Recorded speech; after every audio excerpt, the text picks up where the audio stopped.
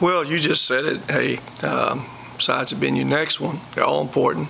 But it is your last one. It's your last game of this season. It's your last home game. We have one senior.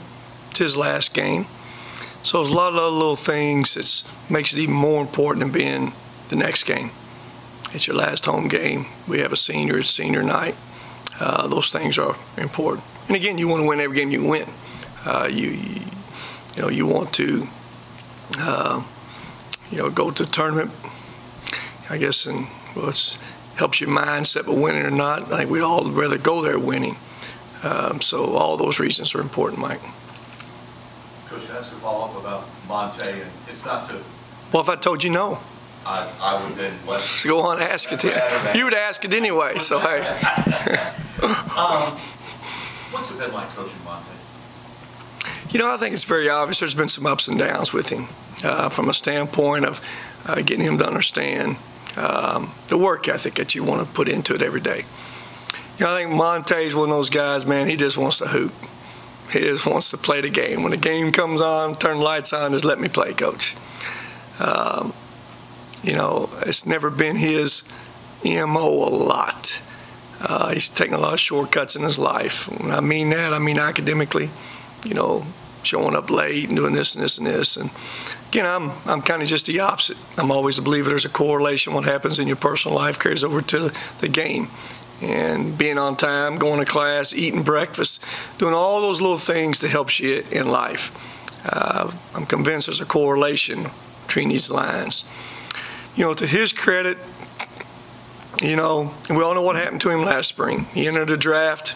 He put himself behind the 8 ball going into this season in by being ineligible, missing the first 10 games, whatever it was. And that's not easy.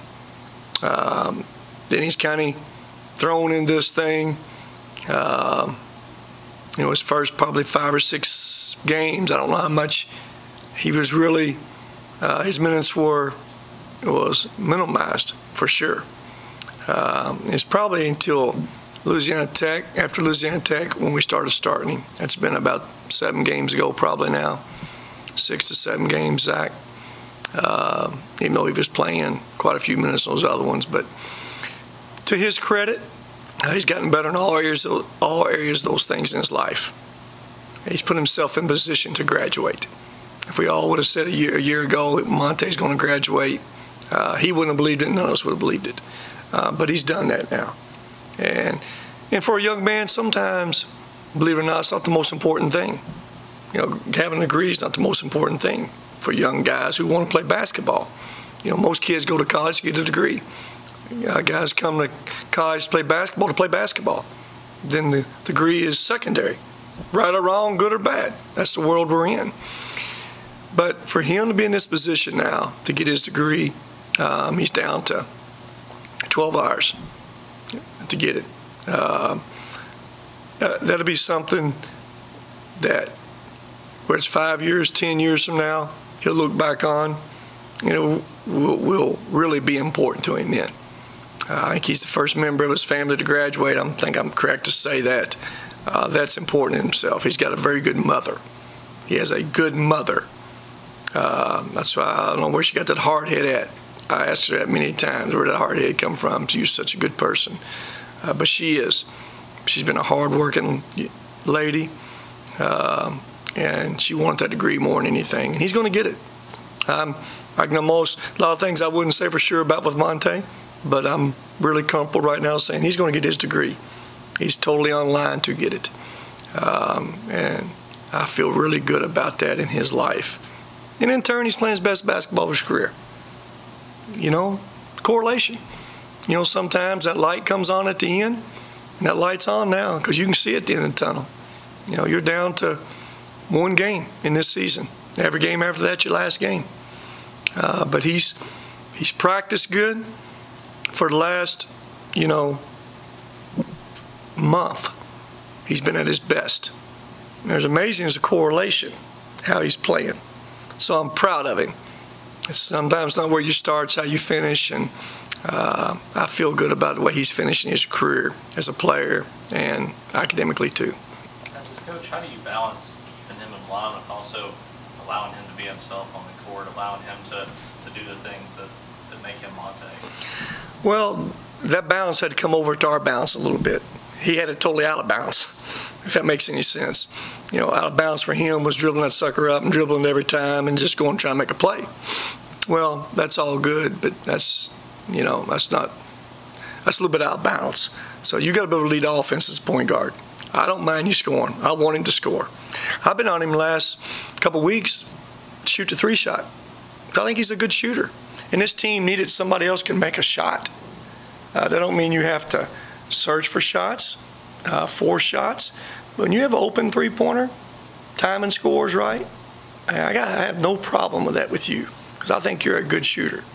And showed the other night he made four out of 5. But it's a bounce. It was a bounce, and you know, you got to let him dribble that ball between his legs a few times and back and forth. That's who his personality is. As long as it don't affect the team, his play, then you got to let him do a few things he does. Just can't let it affect the team. It's about that team first, doing what's best for them. But he is one of them guys. He's got great anticipation. He can go make a play. You know, you never know where it's going to come from sometimes. But he has great ability off that bounce to go make a play. He has great vision. Found Jarrett late in that game, made the right read. You know, him getting the rim or Charles Rowan or 2 shooters around you. And he made that right read to Jarrett over in that corner. So, again, I'm just proud. Everything about him is the best it's ever been. As a person, as a player, as a student, it's the best it's ever been in his life right now, as well as it should be. Sometimes it always end that way, maybe as a player. But for him, it's ending the way I'd hope people want it to end and the way we visualized him being for us. He had 22 last time against UTSA. Do you think you'll need him to do that again? Hey, listen, we need every point we can get. When you go play, those guys with Wallace and Jackson, we got to score points. You know, those 2 guys are averaging 48 points between them in conference play. So just those 2 guys. Remember, they had 72 here between them last game. They left here and went to Marshall and had 75 between them. So they're capable of beating you. They're 10-6. So they beat a lot of people. They're really good. And they got good pieces around them. Those pieces around them are just toughness. Fromm, Allen, and, you know, Italian point guard. Guys are tough. You know, they're not looking to shoot volume shots. They're all going to score 6, 8, 10 points between them. Not going to be much volume. Those other 2 guys are going to be the volume shooters. But you got guys who can shoot it like they can shoot it. And again, everybody thinks Jackson's the shooter. Wallace is the better shooter. You know, Wallace has made almost 30 more threes than Jackson has in conference play. Am I right to say that? I think he's made 80, 84, and Jackson's made, you know, 50-something. Jackson's a better scorer off that bounce, floaters, gets to the rim. He's just tough to keep in front of you. And a lot of people kept him in front of him. That's why he's averaging 24 points a game. So we need to do a better job than we did the last time. He does not need to get 45 again against us and us win this game. Rick, how have you seen Monte grow as a leader, but maybe more so in his own way as opposed to what we would maybe think was like? Well, I think he's grown in a leader that he's kind of came over some things we asked of him. Practice the right way. Practice hard. So, you know, that wasn't always what he wanted to do, enjoyed doing. But his credit, you know, he's finally bought into that, accepted that. Whether they bought into it or not, it's accepted that. And it's made him a better player. In turn, when you lead by example, number one, makes you a better leader. Monte's one of those guys, players naturally like him. He's a likable person. You guys deal with him in the media. You know, he's a charmer. He can say all the right things. Players like him.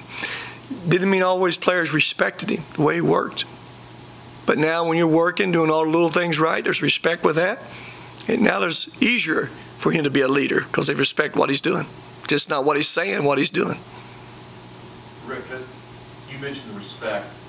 When he's playing well, like you said he is, I notice his teammates, they always work hard, but they really kick that work level up an extra gear because Monte's a point guard that's going to get them the ball in the right spot. Yeah. They work at it. Yeah, Monte's not a selfish player. Never felt that about him. He's a good passer, but most importantly, he's a willing passer. He will always pass the ball. I believe that.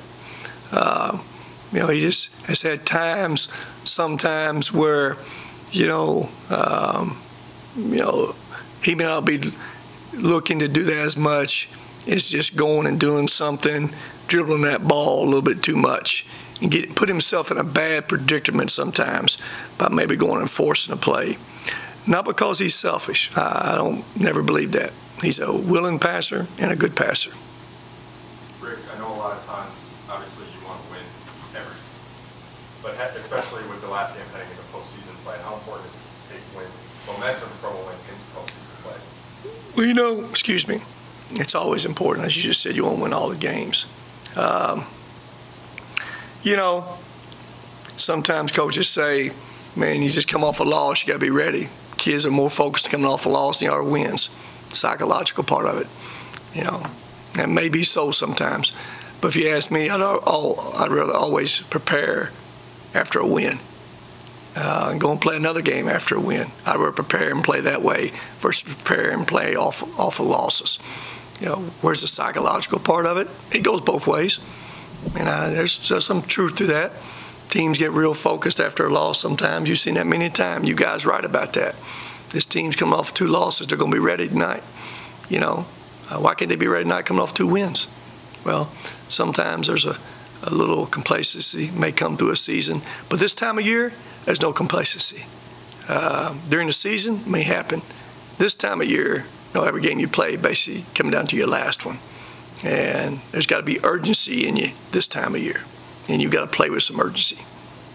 Charles had 18 rebounds last time against UTSA. How important is it for him to get going on the board like that again? We need him every night in there defending and rebounding. He's the one guy that can really rebound that basketball for us. And, they've got 2 big guys. They play at 6'9", 6'10". They run in and out. They don't have a lot of depth there. So, as always, we want to go at them guys the best we can. Maybe, get them down to one guy. One of their guys, Allen, plays 5 but shoots 3. I think he's made 17 threes in conference play. The other big guy don't shoot threes, but he's big and he's physical and a little better defender. And they'll throw different guys. They'll throw those guys at him. They're going to try to limit him the best they can in there. But, we need him rebounding that basketball. He got 18 rebounds means there's some shots coming off. We need more shots to come off than came off last time. Because Jackson and Walls didn't have many of them come off. If I remember correctly, they were 8 and 5, 13 for 27 3-point line, something like that, wasn't it, Zach? It was one of them was 8 for 6. Jackson was. Wallace was whatever he was too. So all those had 70 points between them, 72 points, 71 points. Rick, I've got a question about the attendance, and it's something Brad tweeted, and maybe Zach can confirm this as well, but I think it's the highest average crowd at Diddle since it's been renovated. And your reaction to that, and you've been very complimentary of the crowd. And my second part is, it gives you a chance to give a pitch to them to be here tomorrow. Well, all those things you just said is true. Is what you say, is they get on camera, just what I say gets on camera. You say. So nothing you say ever gets on camera. Well, you just kind of said it for me. But no one heard it, so I got to repeat it. No question, if you're telling me this will be the all-time attendance record since they redone the building in 2002. Hey, they deserve a hand clap. I know as a coach and players, we sure appreciate everybody being here. It's made a huge difference in our team. They've helped us win a couple games because of the emotion and energy in this building. And I would think as a fan, how much more enjoyable it is to come into this arena now. When, hey, they're having to leave early to get here. Parking's a problem. And you come in here and this thing is packed.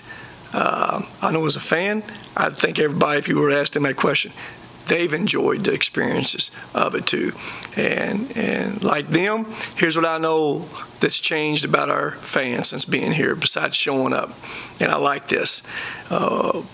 Wherever we play at now, they expect us and believe we can win. I like that. That don't mean we're going to win every game, but they believe it and they expect it. Hey, I like that. I like those expectations from them. And again, that don't mean we're going to win every game, but we have changed some expectations. We have changed the beliefs in what Western Kentucky can be and who we can compete against. And again, that's where we want it as a coach and as a player and as a fan. You know, it's one thing showing up, packed arena, and don't believe we can win this game. That's not a good feeling. I think we've helped it some with scheduling. We've tried to bring as good as the people as we can get up in here. The Wisconsins, St. Mary's, you know, had a Boston College in here last year. We got Arkansas coming up in here next year. Again, we would play as many as we could up in here. It's not easy to get scheduling done. Again, Todd deserves a lot of credit. Wisconsin, Arkansas, he got those things done. He's been able to tie those things into some football opportunities, and it's what you got to do. You got to be creative to find different ways to do it. So Todd deserves all the credit for that. You know, we haven't been afraid to go play different people. People don't realize how many Power 5 people go to Missouri Valley and play on the road. I can answer that. None. It's not easy. It's just not easy. How many people go to Belmont? How many Power 5 schools go to Belmont and play? None. It's not easy. And again, those are places that where we're at, we go to. You know, we'd rather have home games. I'd rather stay at home. But, you know, it makes us better. That don't mean you're going to win them all. It's not easy to win on the road in those kind of places. It's not. But again, it helps your team from a standpoint of getting better. It'll always help your net, they call it now, because when you lose a game, you know, some teams play cupcakes, and you know, we had some teams going to conference play 11-1, 12-1, hadn't played anybody, but looks good and sounds good. Get into conference play, you know, they haven't won then. So, you know, it's been an interesting year so far. I'm sure, you know, there's been been a lot of moving parts from day one with us. A lot of moving parts, and that's kind of as nice as I can say it. We've had to keep moving parts. You know, with all that said and done, no question, this team has still put themselves in position to go compete for a championship, and that's all as a coach and as a player that you want to compete for one.